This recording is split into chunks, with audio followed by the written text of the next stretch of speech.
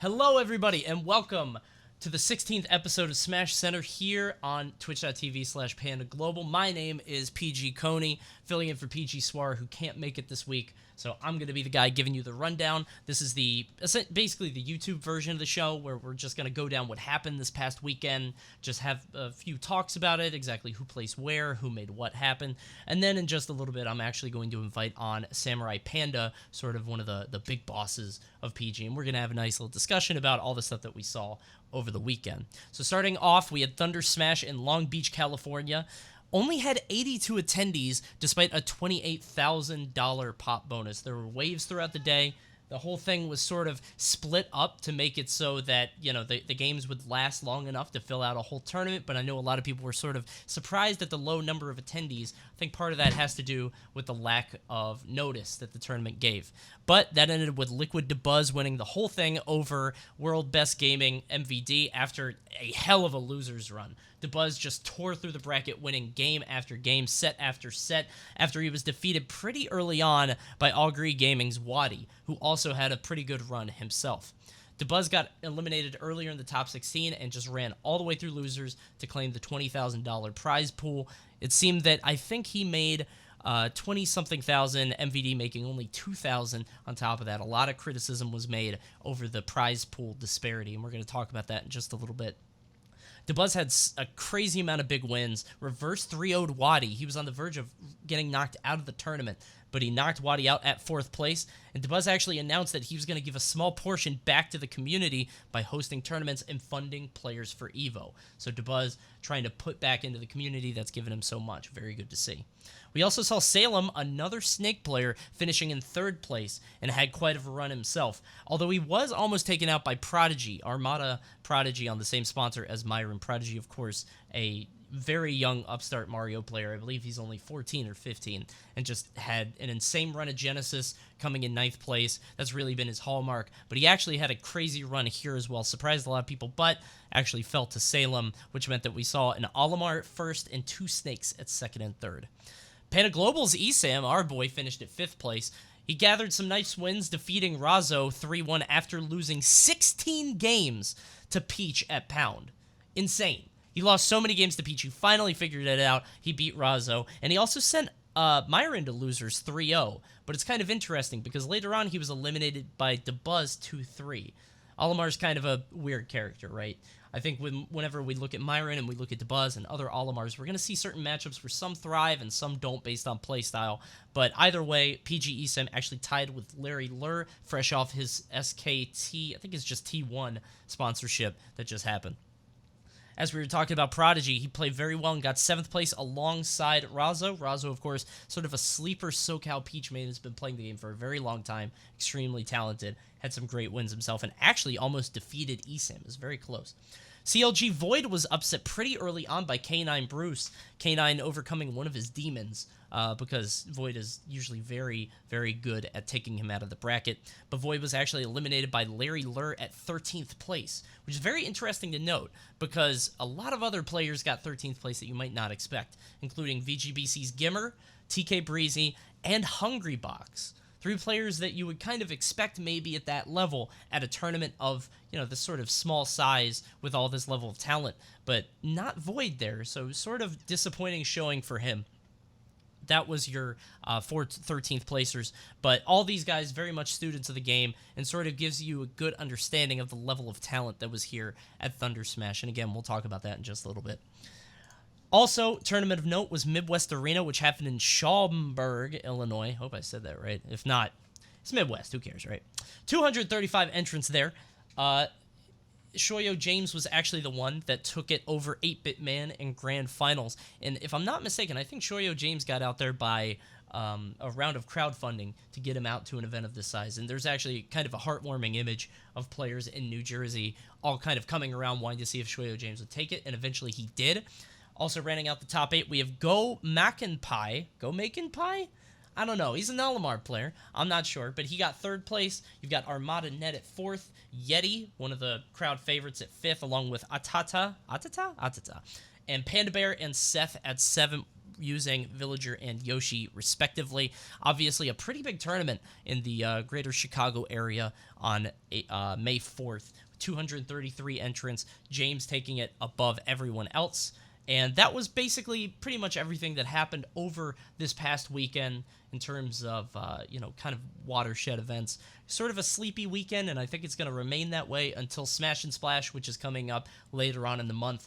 Do want to give a big shout out to PG's Thwack, who came up with all of these talking points, helped write this, and sort of organize it in a place that we can talk about it. So yeah, that's going to be the finisher for the YouTube portion of the show. It's going to be it for me, and now we're going to go into the discussion. We kind of talk at length about some of the things that happened. So I'm going to bring on my very handsome co-host, PG SamuraiPanda. My friend, you are unmuted. How are you doing today? I'm doing all right. I'm just got back from work, hence the get up here. But I'm excited to get talking a little bit about this. I actually completely missed Midwest Arena, so this is going to be fairly news to me to go over those results. Yeah, I'm going to be honest. I didn't get to catch any of it either since I was in Long Beach. So chat, this is sort of an interactive portion of the show, so if there's anything that you want to talk about, anything you want to discuss, please bring it up. Obviously, James coming out ahead, I think, is the biggest story of that. You saw a lot of Chicago, big hitters sort of throughout the top 8, but we'll get to that in just a second. So actually, I was going to very briefly talk about Shoya James. He's a player that I'll be honest, we sort of have had our eyes on for a little bit, just watching. And he's like a player that just completely flies under the radar. Oh, yeah. Whenever he goes to events, people never put him in the title, never really talk about him being there. But when he beats someone good, you're like, oh, it's Shoya James. That makes sense that they lost to him. But you don't expect him to do well, but kind of yeah, makes sense that he did decently well. He's really weird place as a competitor. What do you think about the guy? I think it's really fun to see him break out because like you said, I think he's kind of flown under the radar for so long. Usually, when you see a player like this, they have one breakout performance, and then it's like, okay, well, he's just there forever. But James, I think it's because historically he kind of used the good characters. So he was a Luigi player in Smash 4 and then a Diddy player when he switched over. And I think he kind of held that reputation of not abusing the tiers, but it's like, okay, well, he's just a good player using a good character. But now, I mean, he's kind of the big guy for Crom, right? Him and Mr. R are sort of carrying that banner. So seeing him succeed is really fun to watch. Crab, such a explosive sort of thrilling character to watch in a lot of ways, and I think that's why so many people just really love watching him come out on top. I always like seeing him succeed. He's a really nice guy too. Yeah, he's a pretty nice guy in general. And actually going through results, he seems to pretty handily beat to 8-Bit Man, which I'm confused because 8-Bit Man's Floridian. I don't know why he was in a Midwest tournament, but hey, that's all right. I'm very happy for Brett. Also, super nice guy. I used to live in Florida, so I know him decently well, and I'm glad he's doing better and better in Ultimate than compared to 4. He's I wish him the best, honestly. But 2 3-0s, so must have been rough. Yeah, it was a good weekend for losers runs. I mean, there's sort of, I remember reading a study, which was like some kind of data collection, and it said that if somebody was coming from losers, they had X amount of chance to win the whole tournament. And I think it was maybe 55 to 45 that the guy in losers would win, which sort of gives credence to the idea that, if you come on with a little bit more momentum, have been running through the bracket, that's one thing. But I think the same study said if the guy resets losers, the guy from losers is going to win 80% of the time. So if the reset happens, the guy in winners is just going to be mentally, defeated. I'm a little curious about who James lost to in winners bracket, just because. Yeah, it looks like it's going back. He lost it. 8-Bit Man. Ah, there you go. So they're trading sets back and forth. It was a 3-0 for 8-Bit Man, and then Shoya James came through and double 3-0. Back to Adam. I'm also surprised that Ned. I don't know who Goma Kenpai is. Me neither. Yeah, that's fairly new. But Ned, established name, cloud mid from Smash 4, very very strong player. Now plays Pokemon Trainer, if I recall correctly. So you'd expect, or at least I would, not being familiar with that player, you'd expect Ned to have made it all the way through, rather than that Gomempi guy. I'm probably butchering his name. Yeah, I was thinking the same thing. It's go make him, go make him. But that's just one of the things that happens when you've got sort of an upset like this player obviously made. But hopefully we'll be able to see more of him. I think we're seeing more and more Alamars kind of pop up in that top 8. He is an Alamar player, so that might have been sort of what got to Ned, because that character can be pretty frustrating, sort of difficult to deal with for a lot of players. I thought though that Ivysaur did decently well against Olimar. Obviously I'm not a PT player, so I can't say that for sure, but that's what I was hearing at least off of Leffen's timeline in the very beginning of the game. Yeah, well, Leffen made a lot of statements. He said Snake was awful and Falco was the best. So yeah. I don't know. Well, I mean, hey, Larry believes him, I guess, for the Falco part, not the Snake part. No one believes him. I was gonna say nobody believes him. Nobody over a certain age believes him for the Snake part, because we saw what that character did, and it was not fun. But Larry actually using Falco this past weekend against a few people in bracket, really, I think that character is a lot better than people are really giving him credit for. Yeah, I completely agree with you. But honestly, we'll just have to see. The meta is shifting. I think actually Olimar is going to start falling a little out of favor. Because people are starting to if you actually watch the set, like Esam versus Dabuz, after that I went to sleep. But people are dealing with the Olimar better, dealing with the Pikmin better, and specifically as camping. The problem right now is people aren't really dealing with smashes that well, you can just point the little yellow nub at the enemy and you typically win. But I think that's going to take time. I think people will eventually start to catch on to that too. So I don't know. You can see, and my evidence to this is Myron. Yeah, this is 2 events in a row that Myron, who's considered pretty good, I would say, Dabuz, Myron, Shuton, probably the 3 Almars of most note in the world right now, just didn't really do phenomenal 2 events in a row, and it wasn't like he was playing bad. I don't think he was abnormally like playing off or anything like that. Sure. But I just felt like other people were reading him and addressing his answers pretty well. Yeah, I think that him and Dabuz have such contrasting styles in a lot of ways. Myron kind of goes for the Hail Mary more as just something that I'm noticing. If he has somebody juggled, what he'll do is he'll use his up B just to keep himself in the air and keep going at the person. But when you use Olimar's up B, you go into free fall after any aerial you do. So you give up a lot of stage control. Meanwhile, you have somebody like Dabuz who's much more willing to just sit under the platform and wait. Myron just sort of always looking to extend his lead, and I wonder if that's sort of what takes him off guard sometimes and kind of shifts his balance in a position that he's not really ready for. You saw that a lot in his match against Prodigy, who was just, oh my god, if you guys haven't seen that set, Prodigy versus Myron is a must-watch. The Mario is just, he was all over Myron the entire set, just on top of him, hit like 1 billion forward airs. Like, Prodigy's Mario play is unlike anything I've ever seen. That guy is just amazing fundamentals. It's truly incredible, and this is the first time I think I've ever actually seen Prodigy play against like top players, and that's I guess we're sort of shifting away from the Midwest Arena now. We're completely on the Thunder Smash, but that was one of the nicest parts I feel about the low entrant count. It almost felt like an invitational. Yeah. Like I got to see Prodigy. Like, he did amazing against, I think it was Salem. Yes. Like, I honestly thought he could have taken it, and that would have been nuts. Yeah. That would have been nuts. Yeah. It was so, and he of all the players there, he probably impressed me the most with just his play, and I almost feel like he's a little held back with Mario. It not really seen as a top tier character right now.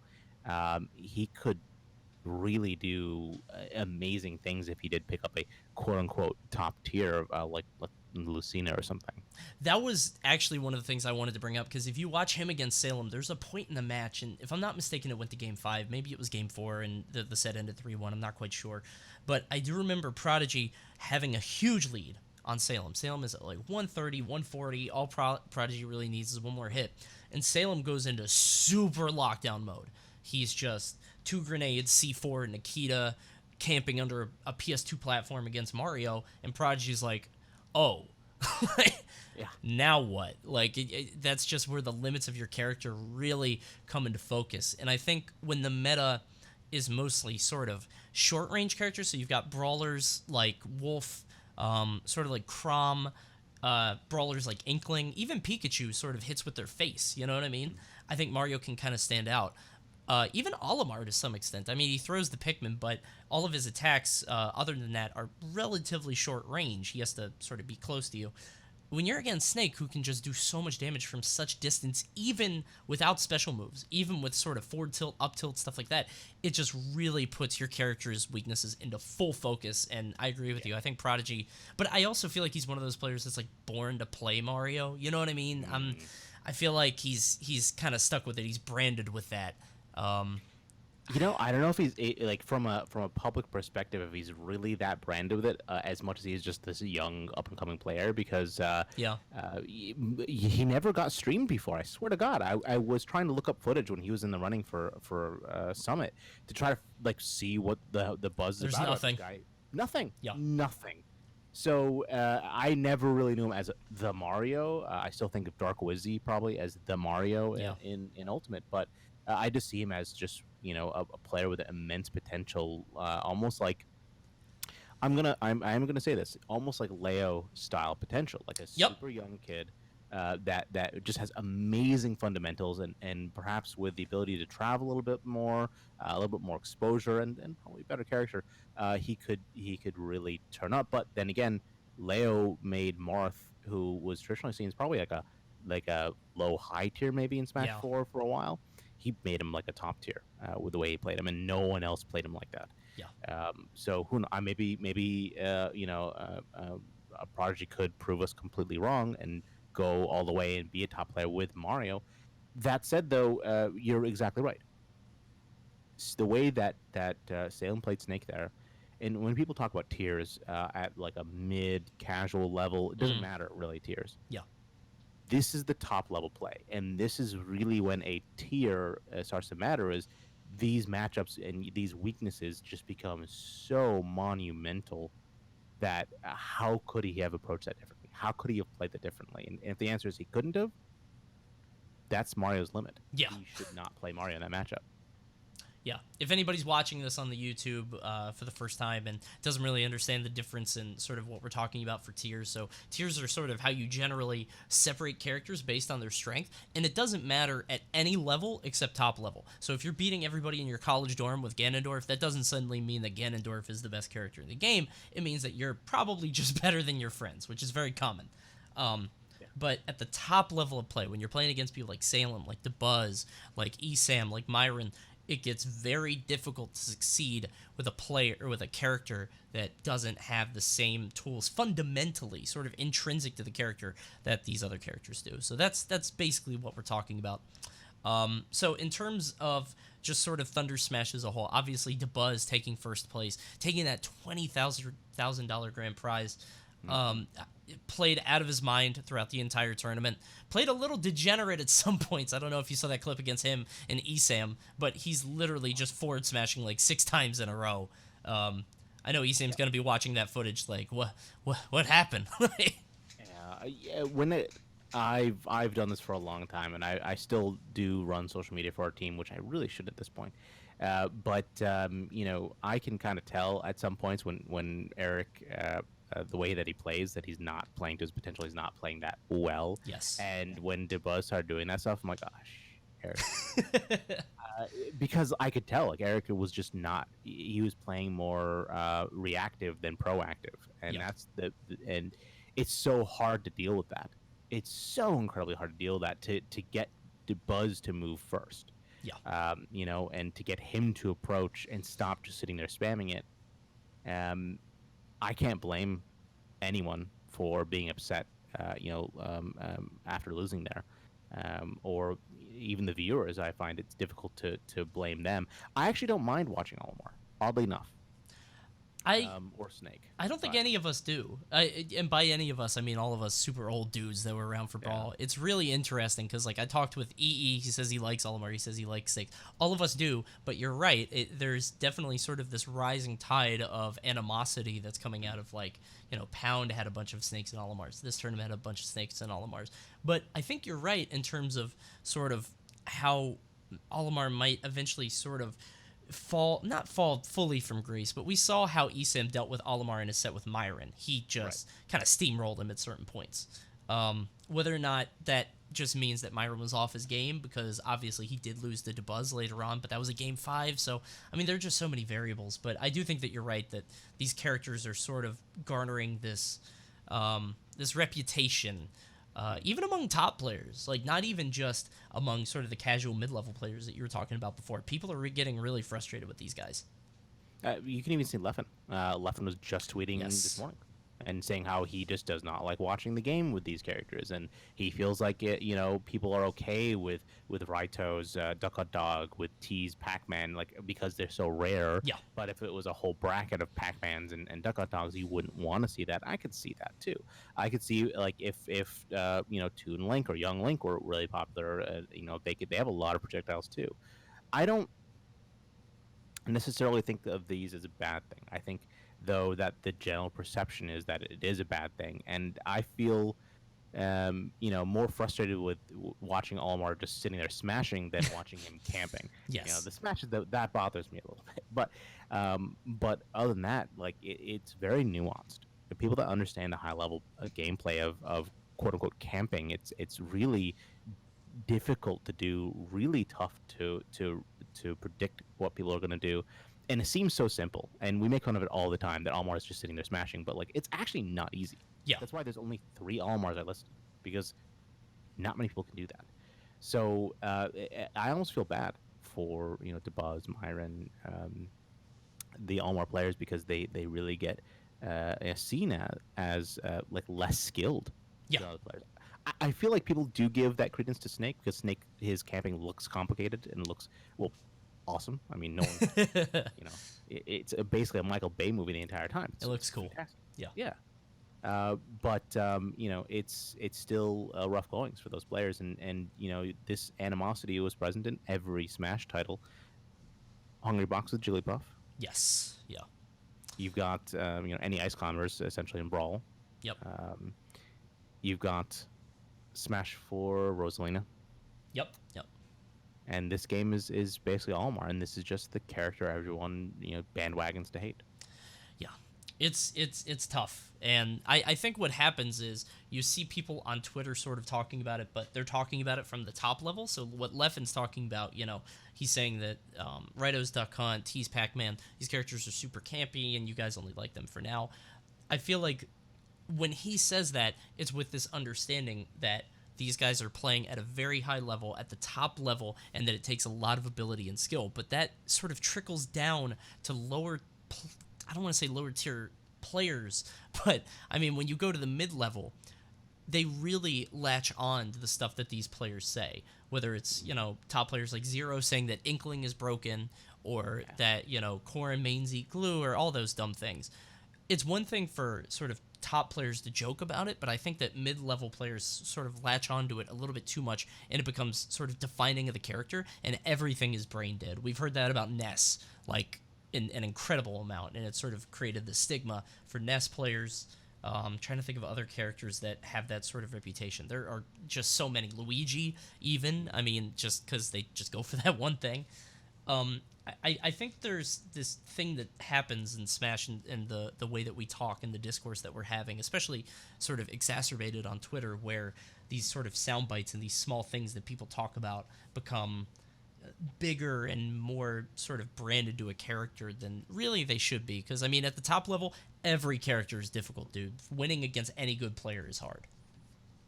Without a doubt, and I feel like this is more endemic of the esports industry. That essentially we sort of work within multiple echo chambers. Yeah. Twitter is an echo chamber. Twitch is an echo chamber. Twitch chat is an echo chamber.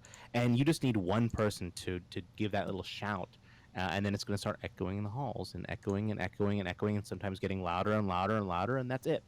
That's Yeah. done, and that's it's so hard for you to stop that, for you to cancel that out. It takes a big event, or it takes someone melting down on stream, or it takes some big discourse, or a lot of people saying, "Hey, that's not cool." And you just don't get that half the time, especially when it comes to common things like being frustrated with certain characters. People will just jump on that bandwagon, and there's nobody defending them. Yeah. Nobody except for a couple of other top players saying, "Hey, that's not that cool. Pull it back." I also want to quickly say I see the chat. I'm reading what you guys are saying. I would actually love to talk about Umebura after we're sort of done with Thunder Smash results stuff. Yeah, I was just looking at that myself. I thought we talked about that last week, so sorry about that, chat. Because it happened like during the middle of the week. And I think we talked about a Japanese tournament last week, so I think I got those two things mixed up. But yeah, we'll talk about that in just 1 second. But, continuing on Thunder Smash, and I don't know if this is sort of a bigger topic than this show, but, I mean, sort of the elephant in the room that everybody was talking about. There's a Reddit post about it, all the tweets. It sort of started off a little wonky, right? I mean, we had the camera pointed at the gameplay, like we're back in 2009. We had a bunch of weird stingers for events that were acting as like the bumpers between matches. I was there, and I can tell you from an in-person perspective, it was a great event. It was everything we could have asked for. But sort of from the outside, from the stream perspective, I want to know what your guys' thoughts were, because I know that a lot of people are complaining online, but a lot of that is just people online, right? Like we're talking about, it's Of course. a lot of people just like to make noise. So from your perspective, what did you think of the event? So I have like 2 or maybe 3 different perspectives on this. I obviously I have the viewer perspective because I was at home. I have the team owner perspective as like someone who would want people, my players, to be there to compete, or my commentators to lend their voices. And then I also have the perspective of, I actually sort of know Christian Bishop. We met several times before. He has my number. He's blew up my phone like a month ago and was like, "Yo, I'm doing this thing. I need help. I need people. What you got?" Yeah. And I was like, "All right, these are." And I went to you. I said, "Hey, Coney, what do you feel about this?" And I sort of helped him arrange this, because Christian Bishop is actually a fairly well-known guy within esports, just in other esports. He ran a big World Series of Esports event, which was Fortnite, and he had a ton of influencers there. It was very well run, so I knew he had potential. The only people within Smash that knew him were when I think 2GG did a couple things in their old venue with them, Yeah. and it didn't go that well because the venue's internet wasn't that great. Blah blah blah, etc. So with him sort of re-entering and putting this prize pool up, I thought that was really cool, and I think it was actually Esam that tweeted out basically the best take, in my opinion, which was, it may have had some hiccups, but they have the potential, they have the funding, they have the expertise to be something, a staple in the community that is incredible, and that should be watched closely, and I think people should shit on it constructively. Yes. Is essentially what I'm getting to. As the viewer perspective, I think immediately starting to watch it, you're like, how could this event not have a video capture? Like, Yeah. it was little like it's really weird. It was like a lot of money and production value went into some things, and then there was like no production value in some of the basic things, like Right. a couple of the overlays they started with were like, dude, really? Like the 2 cams and the ultra widescreen Smash, and that was a little something. Yeah, that was a little crazy. It was interesting, to say the least. And clearly having a camera on the screen, that was how they were capturing from. Yeah. It was really, really funny to watch. But that caused that difference in perception. Like, Sure. these guys have money. How could they screw it up? Right. But obviously, as time went on, it went fine. Yep. They smoothed out the difficulties. They clearly knew what they're doing wrong, and they fixed them. I personally have some issues with interviewing players like pre-matches. I don't think that really is a great thing to do. I thought that really fell out of favor about 2 years ago Yeah. in hosting, and I still want it to fall out of favor. I don't like it. Yeah. As one of the But- guys that was sometimes conducting those interviews, I absolutely agree. That's Okay. please no more. Yeah. Yeah, I'm glad to hear your perspective on that too. Yeah. No question. But when it comes down to it, though, I think at the end of the day, by the end of the event, everything was going smooth, high production value. They clearly put a lot of effort into the casting and into like the different desks and stuff. So I actually really appreciated it as a viewer. I thought that they stumbled at first, fixed the problems, and those probably won't be problems in the future because they figured it out now. Yeah. I think people just like a blow up. I agree with pretty much everything that you said, and I think that their heart's in the right place, and the fact that they were able to correct course on so many things, really the same day, is pretty impressive. I think people forget that even sort of almost mainstays like Esports Arena had very rocky starts when they first got into the Smash space, and it's because when you try to do everything when you try to take over stuff from other esports and bring it into us. So, for instance, the player interviews, sort of this payout format that we could talk about maybe in a little bit, but there are just certain things that don't really jive as much in Smash, and they were totally open and receptive. I mean, I talked to the guy that owns Thunder Smash, not Christian, but the head owner, and he asked me for any constructive criticism that I had. So they want to hear and they want to get better. Yeah, and that being in esports as long as I have is something that truly differentiates a success from a failure, from someone that is worth effort and a brand that is worth time and is not. And that to me feels like that Thunder Gaming is worth it. Is that they can bring back value to our community and they give a shit about the community. Yes. Whereas a lot of people will literally just not care about your feedback. I mean, dead serious. Who was it? I think Game. I probably shouldn't say it out loud. Some brand is running an event and a circuit. I think like their end event is on the same day as a big tournament. Like CEO or something like that, and it was just terrible. Yeah. And they literally apparently just don't care. We're told directly, hey, you probably shouldn't conflict with this. Local players will not want to do this. And they're like, yeah, we don't care.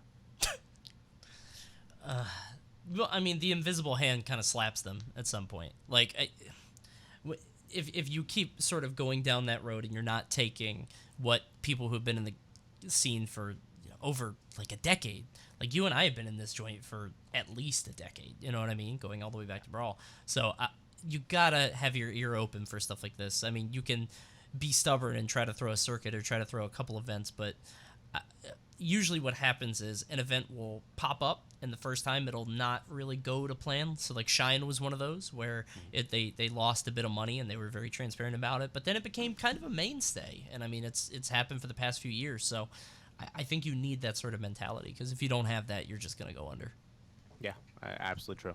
And you have other examples of like GTX. Yeah. Shine has come back year after year. I don't know if they've officially are going to do Shine this year or not. But you see an event like GTX where it was run in an arena and it was a big deal, and it had decent attendance. I don't think it had great attendance because it was its first year. And then the next year they had to severely downsize, and then this year I haven't heard anything. Oh yeah, Shine's running in a new location in Boston, Yes. suburb. But it's sad almost to see events really pump in a lot, and then the next time they do it, just pump in way less. Because it just didn't hit their metrics. I really wish I knew what Thunder Gaming's metric was. If it was entrance, I'm very sorry. It's just their venue fee and then the timing. It was a tough sell. Yeah. For people to go, I feel. But if their metric was viewership, it had good viewership. Yeah.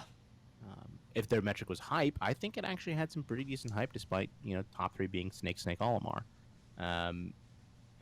Obviously, from my perspective, that's not a bad thing. I don't know. We'll see if they want to do more. Seems like they do. You were there. Did they seem open or interested in doing another one? Oh yeah, absolutely. Everybody that I talked to said that they, very happy with the event, thought it was a success, and they had that mindset. And not to sort of beat this drum too much, but they had the mindset of, okay, we made that mistake, we put up the wrong overlay, whatever. But they didn't harp on it too much. They sort of brushed it off, and they're like, okay, well now we know, and now they have this sort of set for the next tournament, and I think they'll be okay. I agree with you in terms of content, in terms of hype. I think they had that.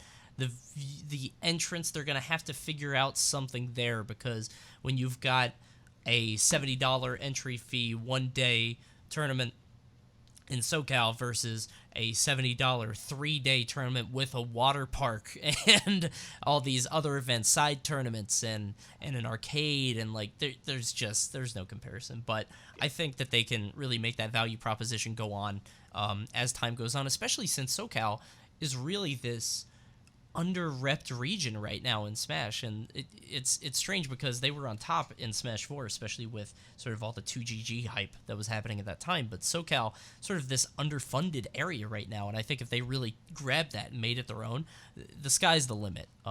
They're just gonna have to find the right model that's gonna work for them, be sustainable, hopefully without bleeding them out too much, because GTX is just... God, they were victims of circumstance, dude. That was like right when Smash 4 was just... I think the next game got announced like right around when the first GTX happened, and the hype just plummeted. Yeah, no fault on their end for that, unfortunately. And wholly agree. Obviously, I think that the downfall of 2GG x ESA was the reason why California all of a sudden fizzled. Yeah. And you're right. It's an open market. I would disagree. I don't think sky's the limit. I think they could do, more than just Sky. I like Sky. He's a very nice guy. So I had the dad joke there. That's pretty good. That's very good. Thank you. But I think quickly let's run over a little bit of the results of Thunder Smash. Sure. And just say like the top 8 at least. The top 8 was Salem MVD, so the two snakes, Wadi, a Rob. I think he plus out Rob, and who else did he play? He played Wii Fit Trainer a bit. Oh yeah, that was pretty hype. Yeah. And also give TK like my props, because that he really impressed me too. His Wii Fit Trainer was surprisingly good. Yeah, he's a pretty good player. He catches a lot of people off guard. He's not bad at all. He shouldn't have been seated over me, but he's pretty good. Yeah. Yeah, but I mean, it was worth it just seeing you guys like carry him in. That was fun. Yeah.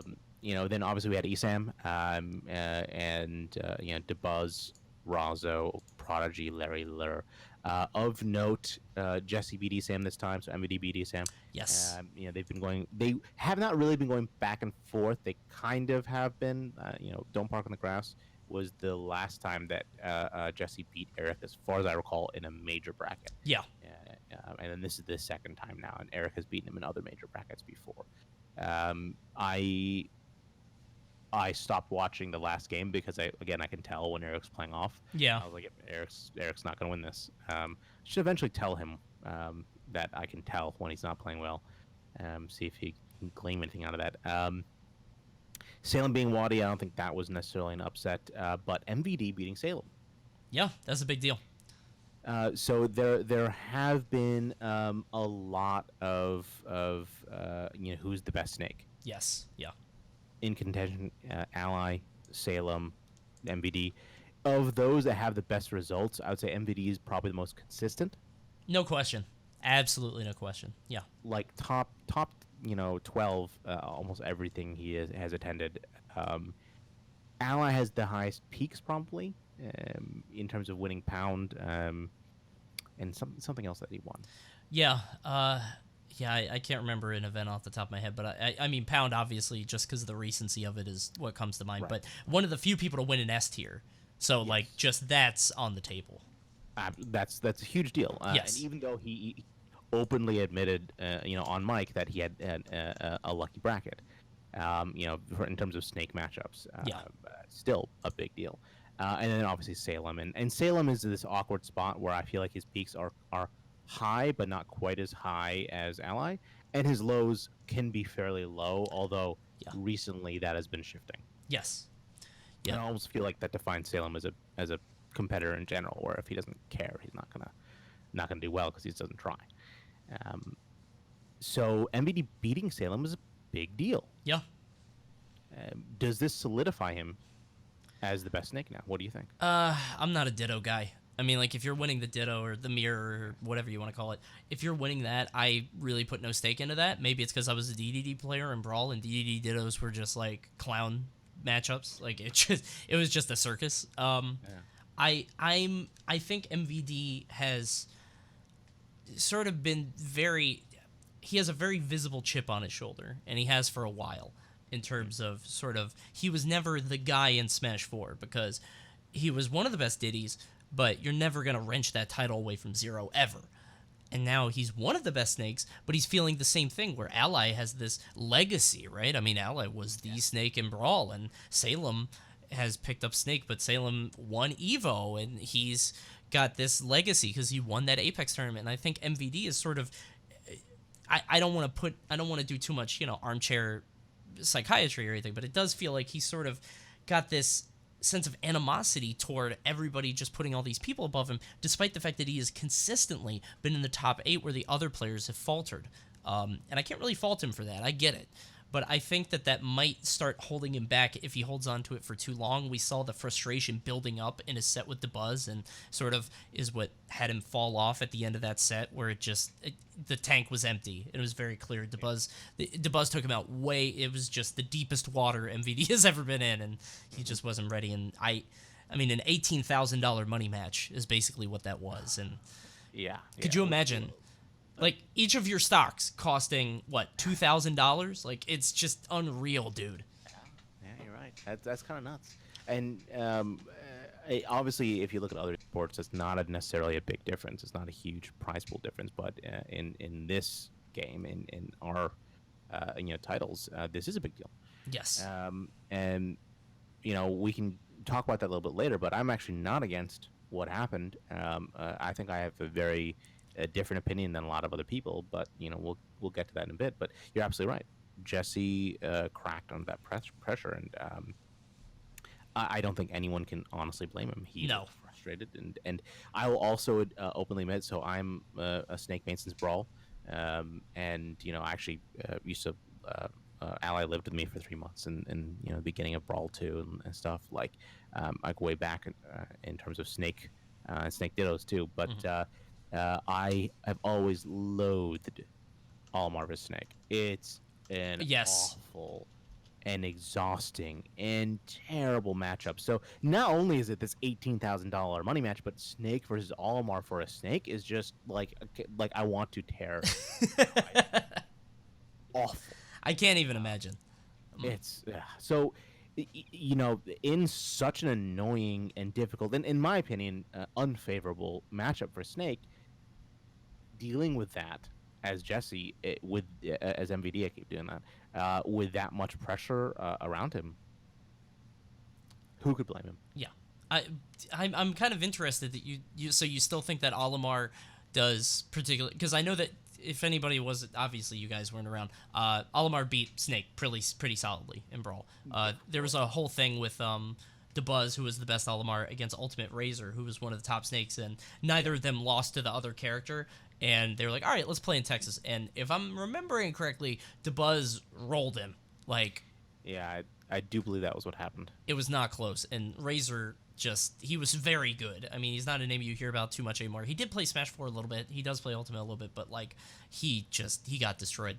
So I'm kind of surprised. I saw Ally say that it's not as bad in this game, but I feel like it's got to be, dude. Just from watching that set in particular, it doesn't look fun. Yeah.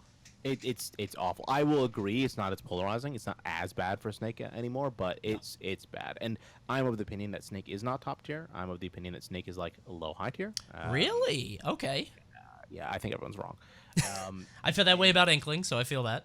Yeah, I mean, then again, I played Snake from the beginning of Brawl, and everyone's like, Snake's the second best character in the game. Yeah, that's true. I was like, no, he's really not. He has a lot of exploitable weaknesses, and as people stop getting afraid of grenades as much and understand how his traps work more and how to exploit the weaknesses more, he's going to get a little bit worse over time. But yes. That's just my opinion, obviously the meta may shift, and the running up tilt is certainly something I haven't wrapped my mind around in terms of what the how that will take his meta in particular. Yeah. But snakes are doing extremely well right now. So I still think though that as it's not that polarizing, but Snake loses to Olimar.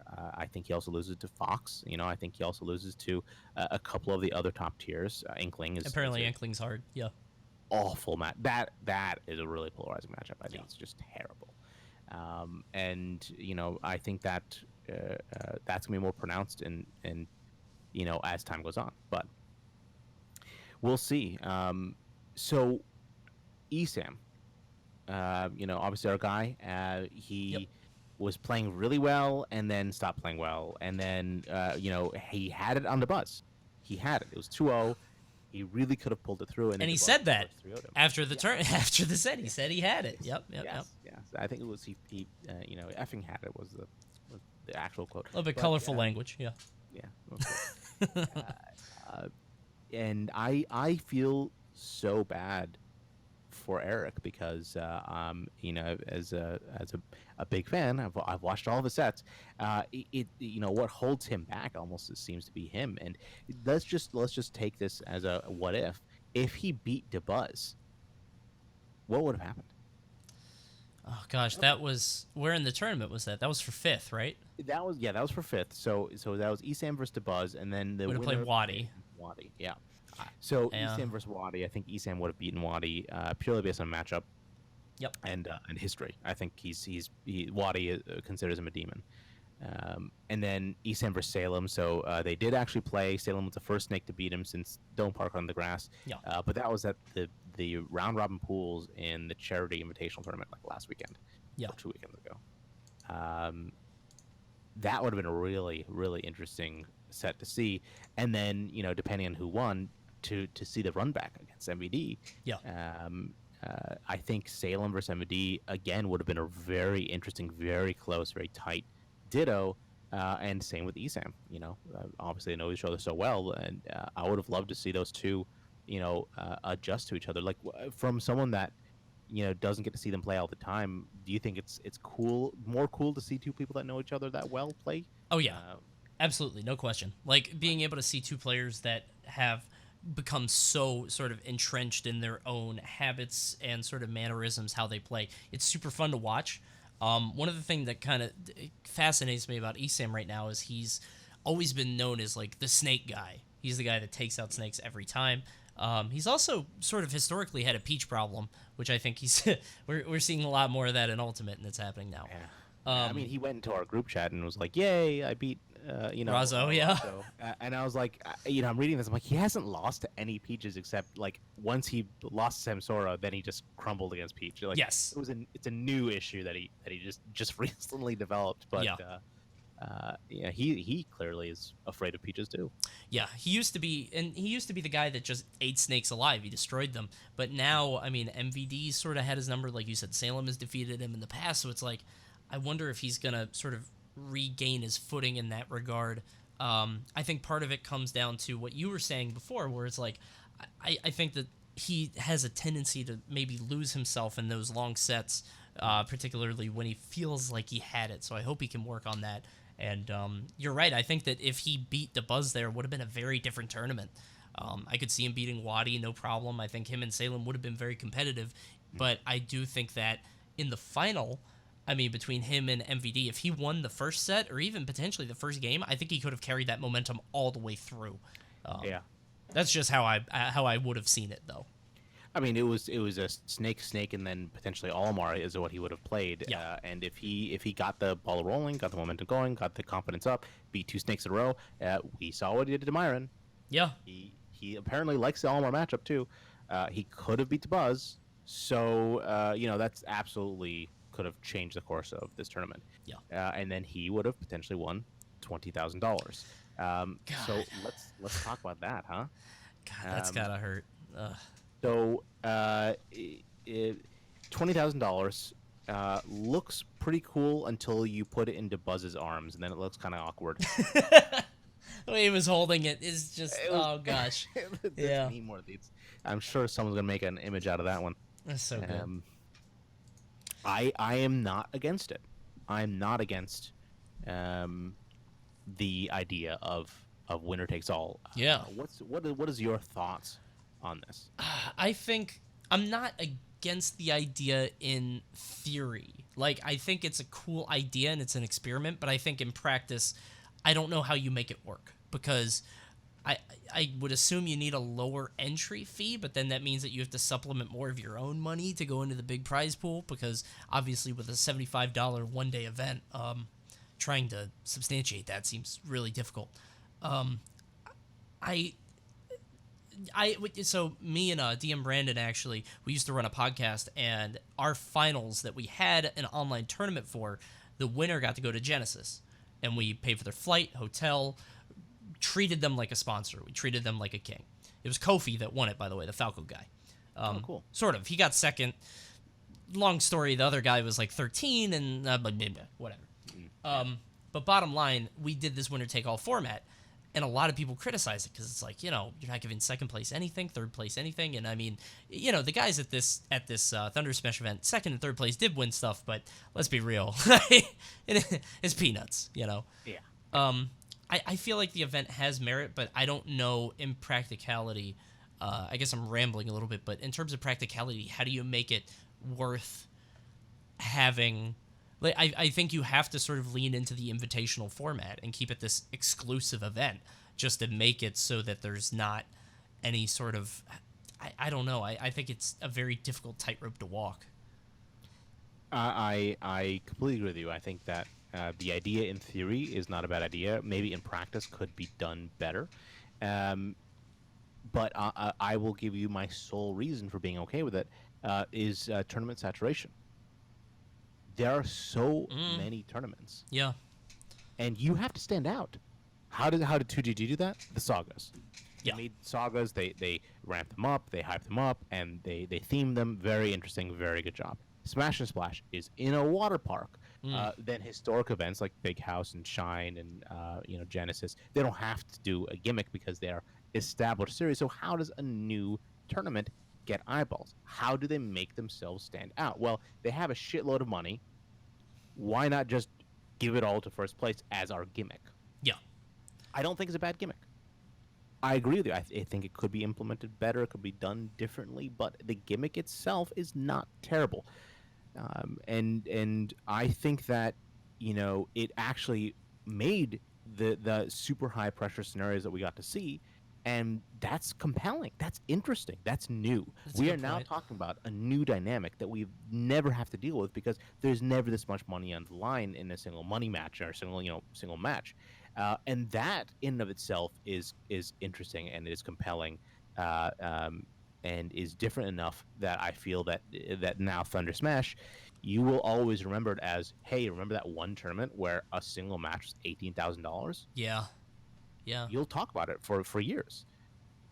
So that's why I think that this format works. When you get a lot of keyboard warriors sitting on Twitter saying, you need to change this, and enough people saying that, obviously they may change it because of feedback based on that, but then they'll lose their gimmick.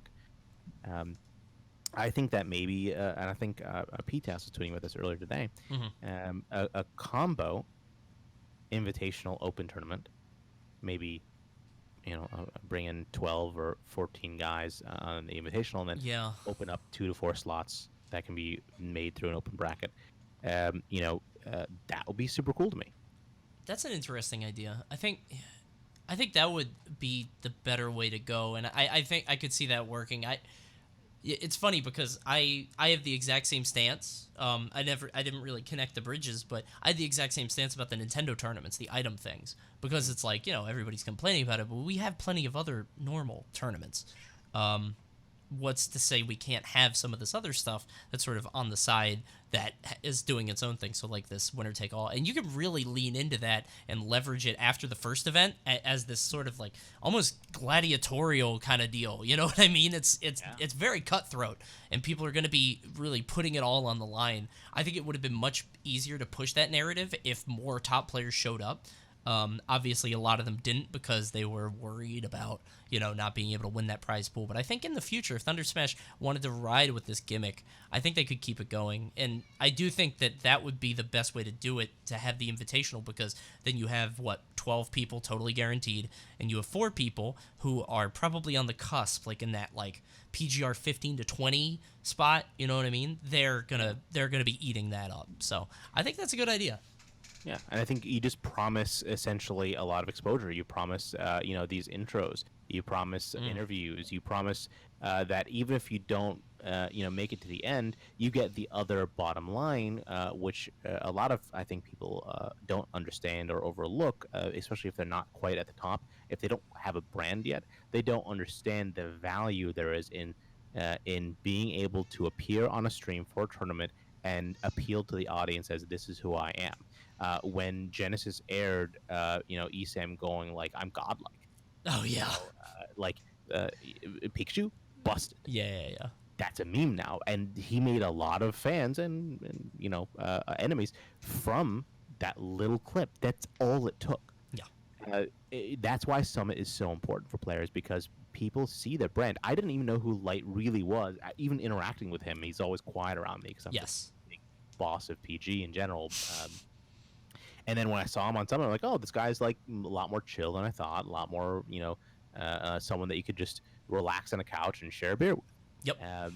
And that's what people don't quite understand when it comes to events. And if you were able to promise like a little bit of stage time, a little bit of air time, like an intro sort of thing, along with the prize pools, so the winner takes all, but everyone else gets to be a little bit more known.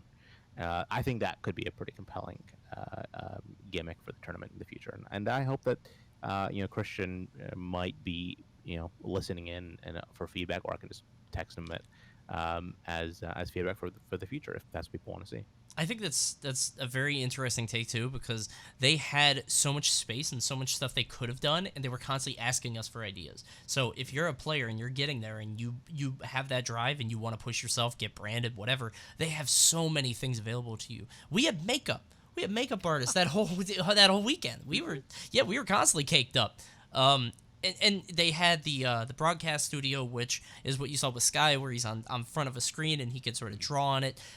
They had the interview space. They had so many different places where you can really sort of come alive with what you want to do and say. And I think if players sort of took more agency of their brand and of the image that they want to put out there, I think that could be a huge boon to them down the line. And I think if they sort of advertise that with this Thunder Smash thing, that would be the way to go.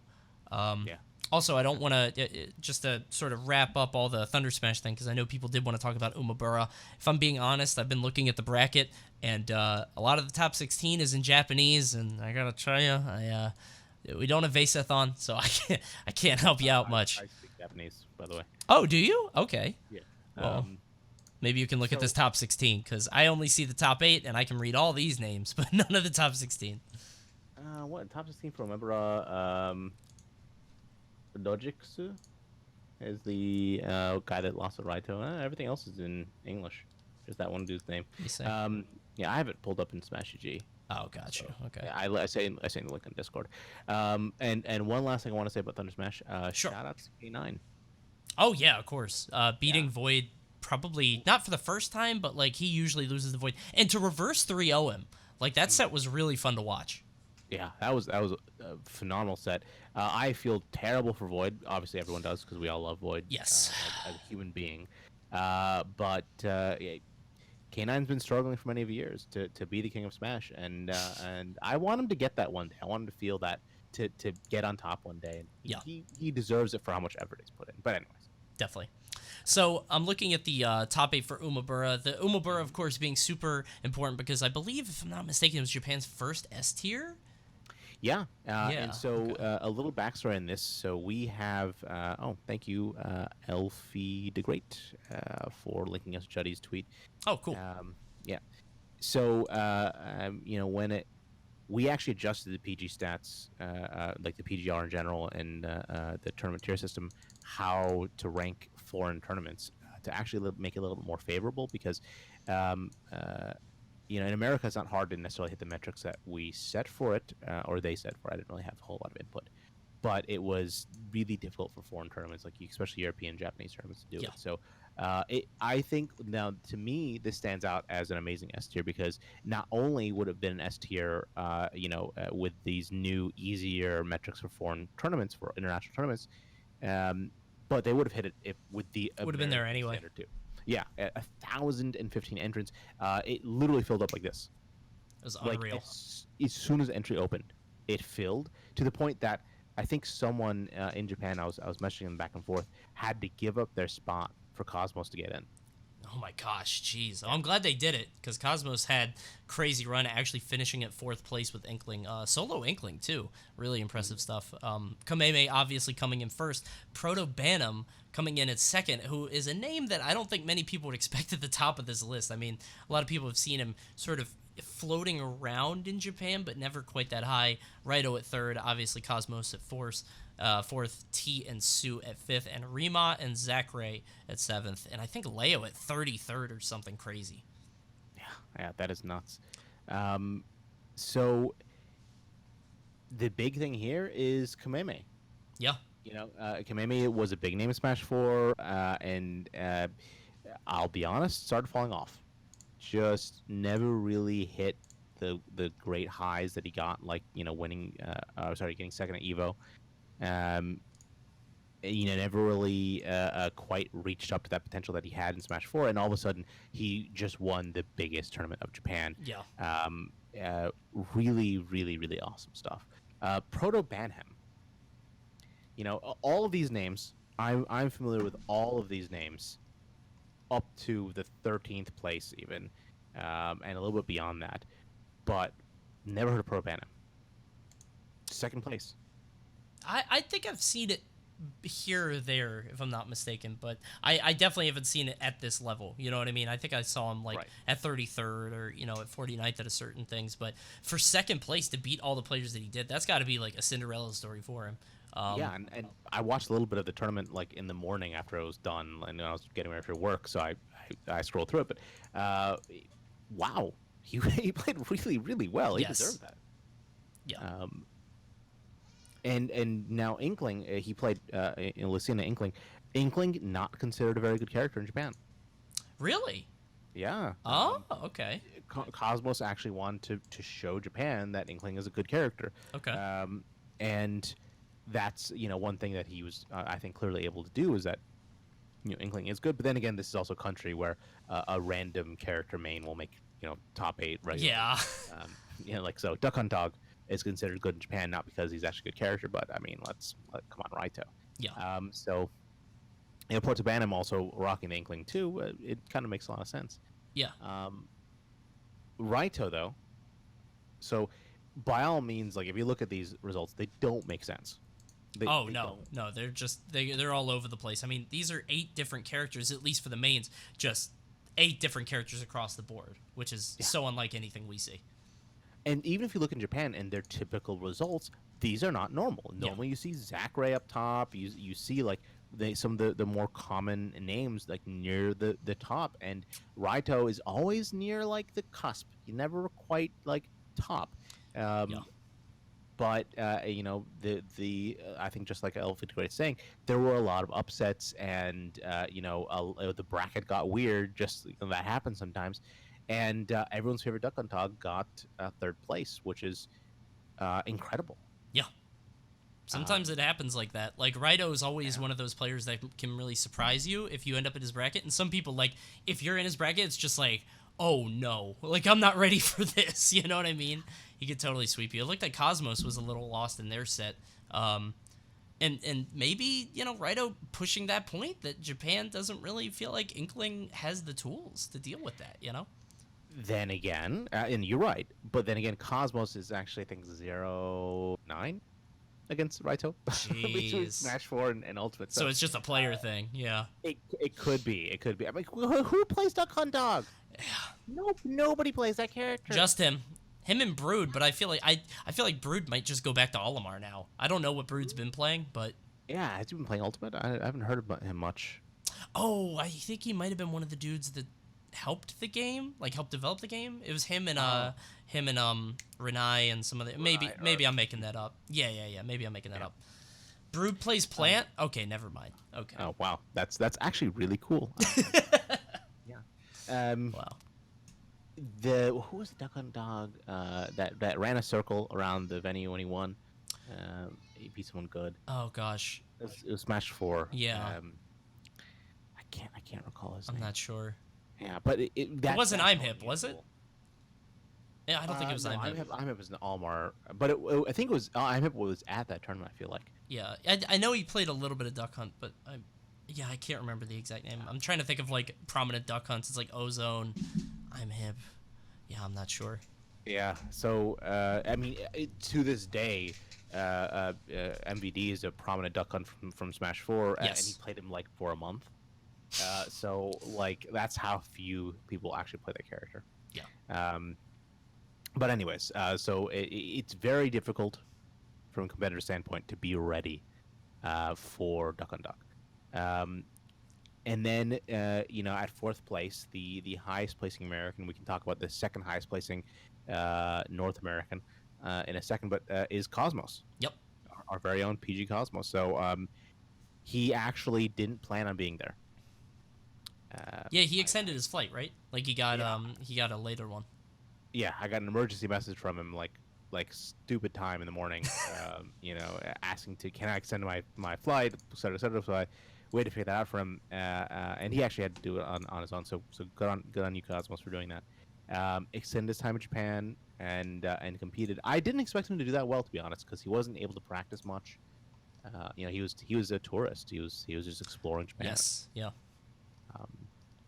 So I didn't get to watch much of his run. I didn't get to see it too well, but I do know that Raito and Protobanum were the two that knocked him out, and maybe because Protobanum understood the matchup, given that he plays Inkling as well. Sure. But Cosmos took out a lot of good players. He beat Sue. He beat let's see who else. I remember I've looked at this before as to who he beat. So he actually did beat Protobanum as well. Oh, okay. Wow. Yeah, he knocked him out in winners, and Protobanum made a losers run all the way through. He beat That's Ocean. impressive. Ocean. Yeah. Oh, wow. Okay, so that's not easy. Yeah. Rob Inkling's tough. So Cosmos has been on the record saying that Rob is probably Inkling's hardest matchup, yep. and he just beat. I would probably say the best. Well, there is Wadi. It's tough. Yeah, it's tough to say. Yeah, an 8-bit man, but for sure the best in Japan. Yeah. In terms of raw players, so he definitely beat a lot of notable people. I don't know. I guess all the way through is like Akaska, Ako, Naito, Mashiko. No, I don't know who these people are. But after that point, so he didn't have an easy run. So he definitely, I think, showed Japan what's up. Really showed Japan that Inkling shouldn't be slept on. Is a phenomenal character. But the other person who attended there, from technically Florida now, I think. Yeah. Leo. Yeah. Had a tough run. I mean, we're seeing a lot of things like that where players are sort of crumbling before they get to that prestigious top 8 spot. And Leo was always sort of the hallmark of consistency. We didn't see him falling like this, but here wasn't his best showing. And part of me always wonders, is it because jet lag's a thing, man, and being off your game, that's a serious deal. But Cosmos made it work, so I don't know. Well, Cosmos was there for a full month, so there's no jet lag. That's a good point. That's a good point. Yeah, and so Leo lost in losers to Umeki. Umeki, for those who don't know, is like a historically has been a Japanese secret boss. Yes. For a long time, an amazing Peach player from Smash 4, and I think all the way to Brawl. He's a TO actually, but he's very, very, very good. So losing to Umeki, not a huge surprise to me as a viewer. But he lost to a random in pools. Yeah. I think it was, who then immediately lost after that. And I saw Leo tweeting that he was actually like feeling sick. So I think I remember that. Yeah. Yeah. So I don't know what if there was a legitimate John there, but something happened, and this is the first time Leo has not made top 8 of a tournament that he's been to, and I don't think anyone could argue right now. Leo probably very comfortably hold the position of number 1 in the world. I think so. No question. Just in terms of just placements. Yeah. What he's won, who he's beat. He's yeah. So kind of shocking for a lot of people that he end up all the way down at I think 33rd. Part of me wonders how much that's going to hurt him. I don't know how the PG sort of format is decided. I don't know if there's sort of an algorithm. Maybe it drops your lowest placement. But I feel like, when you've got people who are hyper consistent, like Light, like MVD, like Cosmos even, but then you have somebody like Leo who's winning Genesis, but then getting 33rd at an event like that, I wonder how much that's going to harm them, down the road. I don't know when the PGR season is sort of coming to an end and we're getting our first rank off the top of my head, but I'm just sort of curious. For Evo. Oh, wow. So August, right? Yes. Yep. Jeez. Okay. Yeah. So I'm very, very roughly involved in sort of the planning of the algorithm at just the complete macro perspective. Yeah. I don't do any of the fine details, but I know that it has been a consistent issue that obviously a bad placing can really hurt someone Yes. to the point that they won't attend tournaments for that reason. So Yep. I do believe that in Smash 4's time, they implemented something in the algorithm to drop the worst placings to the outstanders in someone's placings from the bottom end to avoid that sort of thing happening. I don't know. I think they're going to approach Ultimate as a fresh game. Yeah, I think that's the smart decision because we don't know if we're going to see the same level of sort of event fatigue or saturation that you were talking about before. I think it's not as bad as it was in the past, but we are sort of seeing it. But, I mean, like we just talked about at the beginning of the broadcast, it's like, what do we have from now until Smash and Splash? I think there's Gommel, but other than that, it's not like something every single day. Like it felt like we had in the past, yeah. I mean, this weekend we had, Umebura Major, and we had, Thunder Smash came out of nowhere. Yes, yeah.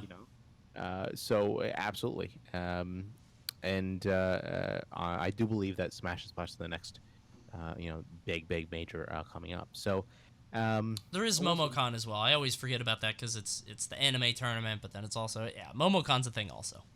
MomoCon and Combo Breaker, right? When is that? Yeah, Combo Breaker as well. Yeah.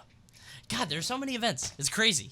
It is kind of nuts. Well, this is the Summer Smash, and this is it's the end of May. Wait, does Combo Breaker overlap with Smash and Splash? No way. Does it? I hope it doesn't. Oh, jeez. I hope not. No, next weekend, the weekend after that Smash and Splash. Okay, good. Good. So that's I'm not prepared for Combo Breaker. Okay, and I need to.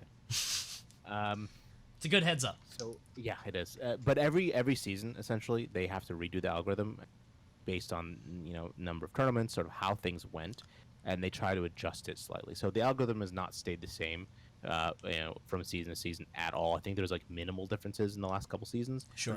Like season like the third to last and the second to last season, there was like minimal differences. But then the last season had to have a lot of differences because of different people like not entering as much and stuff. Yeah. And then, of course, the big thing for the PGR is this whole daisy chaining system that, who you beat matters a lot. And that is not coming into play to nearly a huge extent until after the first PGR because it was based on the previous PGR. That's a good point, yeah. So it is really just raw placings is the algorithm of this time. So that's not necessarily... if you have a couple good wins, like he lost to Umeki, who's a great player, that won't matter as much this PGR as it would next PGR. But it does kind of help him that because he lost to TKM. I mean, like it hurts him because losing to Umeki should sort of soften the blow because it's Umeki, but also losing to TKM, nobody would have expected that, and that would have hurt him, I think, a lot more. So it kind of balances itself out, I guess, at least in that particular. Exactly right. Yeah.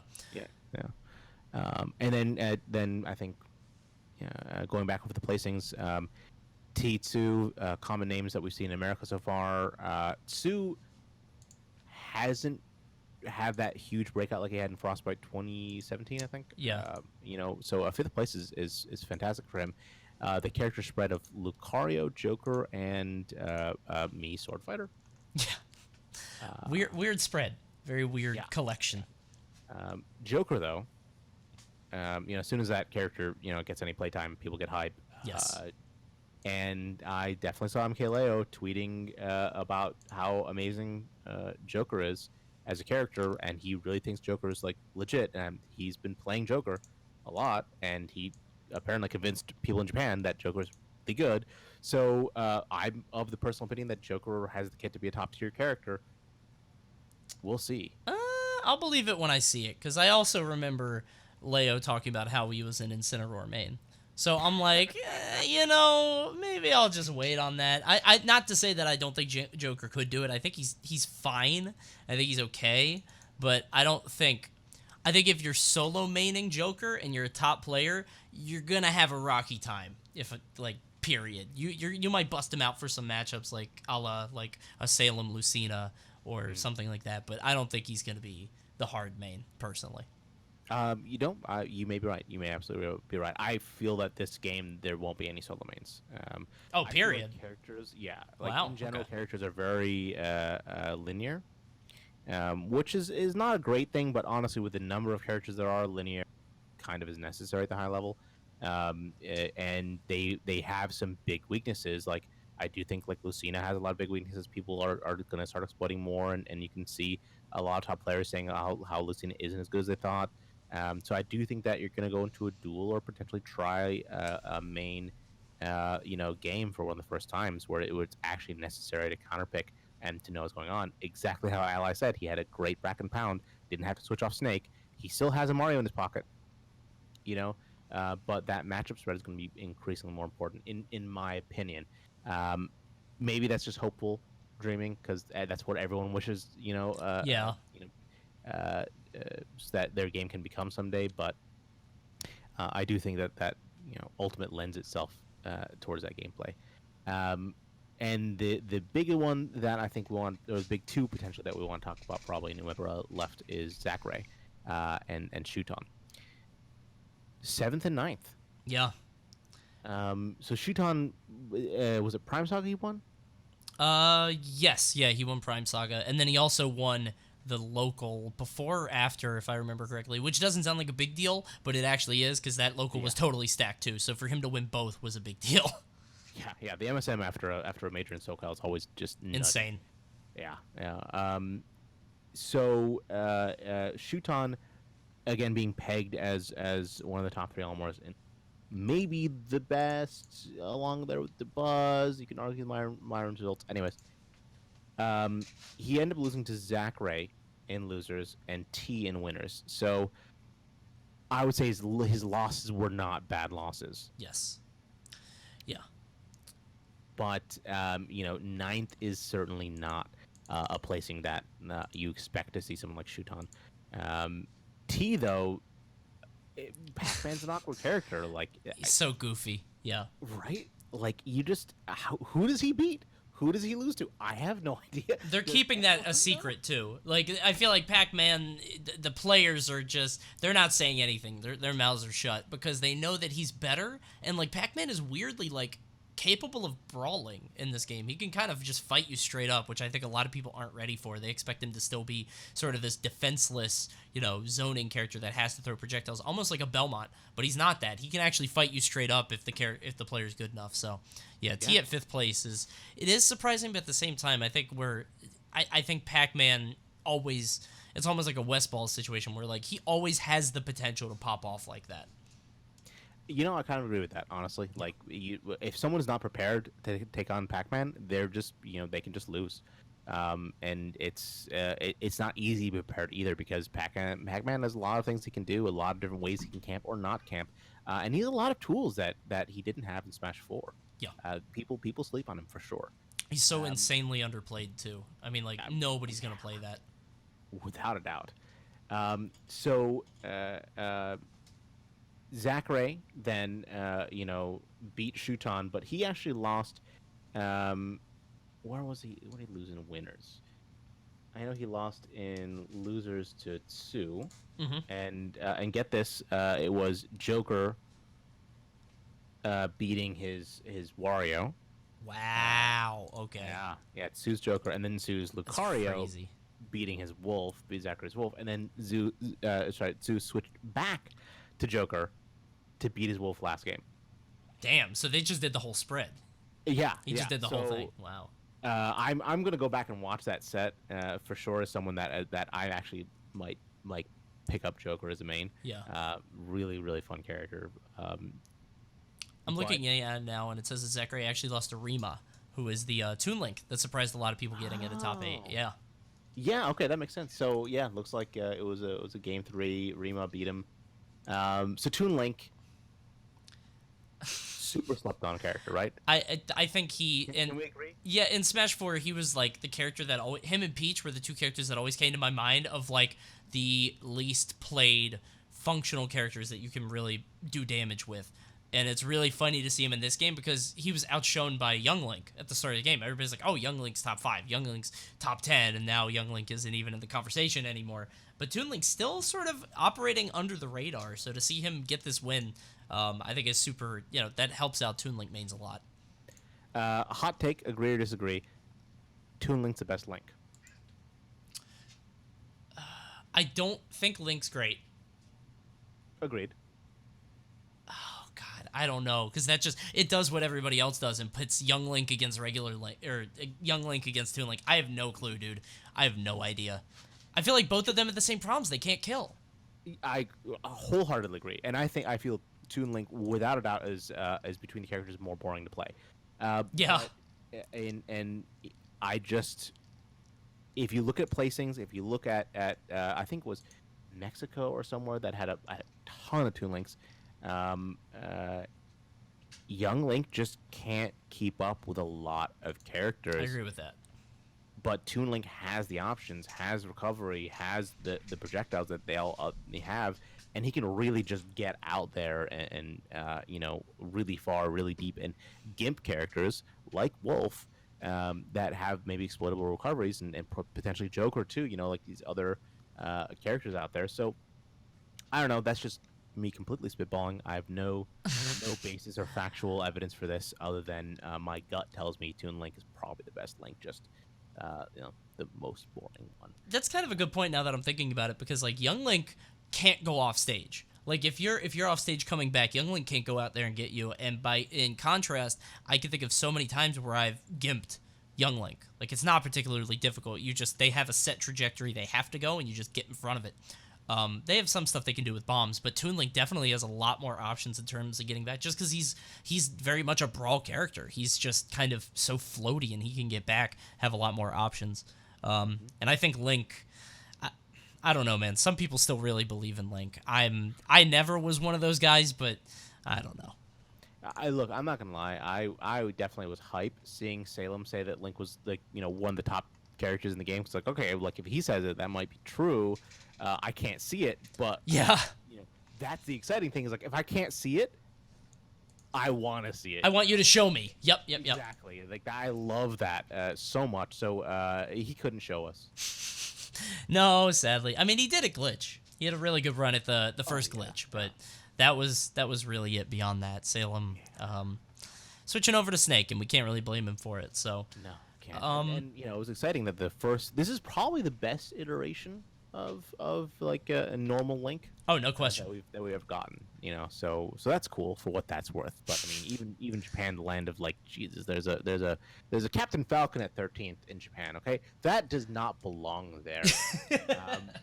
How did he get there? Yeah, exactly. And but there's no links whatsoever. So yeah. I think his heyday has passed, unfortunately, and maybe we'll see him pop up here and there if players want to have him, sort of in their back pocket. Because I mean, Zelda, very popular franchise. We know a lot of people that sort of duo main or sort of have that co-main with the Zelda in the back pocket just in case. And I wouldn't be surprised to see Link there as well. But maybe down the line, maybe like 2 matchups that each of them could like just dominate. So you just have a pocket like Zelda Pocket Link just for that one difficult matchup, just in case. Yeah.